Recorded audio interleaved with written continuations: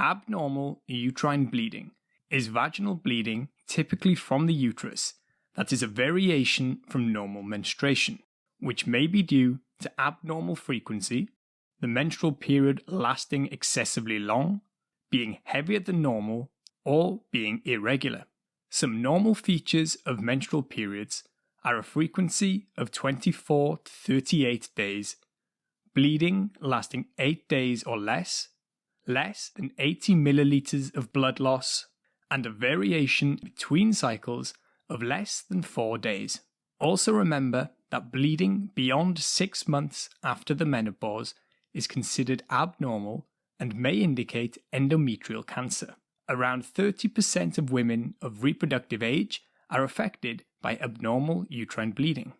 There are a range of different causes which can be remembered with the mnemonic PALM coin. P stands for polyps, which can include endometrial and endocervical polyps that then may bleed. Around 15% of women have endometrial polyps, but most of these are asymptomatic. A is for adenomyosis, which is where there is endometrial tissue within the myometrium, which is the muscular outer layer of the uterus. This tends to lead to prolonged, heavier periods. Next, we have L for leiomyomata, which is the proper term for uterine fibroids. These are benign tumours of smooth muscle tissue and are extremely common, with around 80% of females at age 50 having them. Most of them are asymptomatic. However, the most common symptom when they are symptomatic is heavy menstrual bleeding. We then have M, which is to remember malignancy. Intermenstrual bleeding can be caused by cervical cancer, while endometrial cancer and atypical hyperplasia can also present as abnormal uterine bleeding. Risk factors generally include unopposed estrogen, early menarche, nulliparity, failure to ovulate, and tamoxifen therapy. The C is for coagulopathy, meaning that bleeding tends to be more severe in patients with clotting disturbances. An example would be von Willebrand's disease. Ovulatory dysfunction comes next, and this ties into the ovarian and uterine cycles. There is usually a cyclical production of progesterone coming from the corpus luteum, which is formed following ovulation in each cycle. Polycystic ovary syndrome, anorexia, excessive exercise, and hyperprolactinemia may be underlying causes. E is then for endometrial dysfunction, which is essentially a diagnosis of exclusion, where no structural causes can be identified. I for iatrogenic, which can arise from the use of medications such as anticoagulants or inconsistent use of hormonal contraception.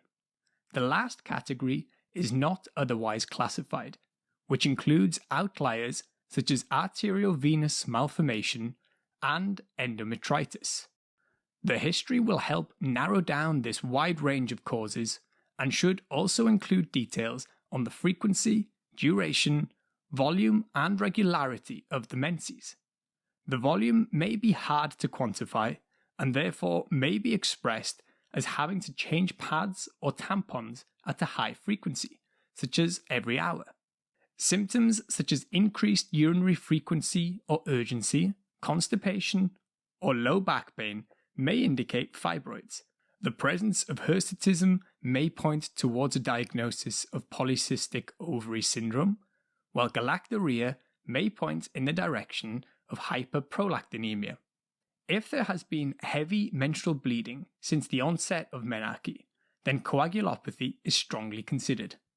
Laboratory investigations would include a full blood count, as well as a pregnancy test, and further testing can include coagulation screening, prolactin levels, and hormone levels, such as luteinizing hormone and follicle-stimulating hormone, especially when suspecting polycystic ovary syndrome. Imaging is primarily used to look for structural causes such as fibroids, malignancy, or polyps, with ultrasound being one of the first modalities used. It could be transvaginal or transabdominal, with transvaginal being able to better evaluate the pelvic organs. Another option is MRI. an endometrial biopsy is recommended by the NICE guidelines if the woman is above 45 years of age and in younger patients with unopposed estrogen exposure, persistent intermenstrual bleeding, heavy bleeding, obesity, or have polycystic ovarian syndrome or taking tamoxifen. Hysteroscopy is a version of endoscopy used to view the uterus and may be used as first line in some instances, such as fibroids or polyps being highly suspected. As with most other forms of bleeding, there is a risk of hypovolemia and ultimately shock if the bleeding is severe enough.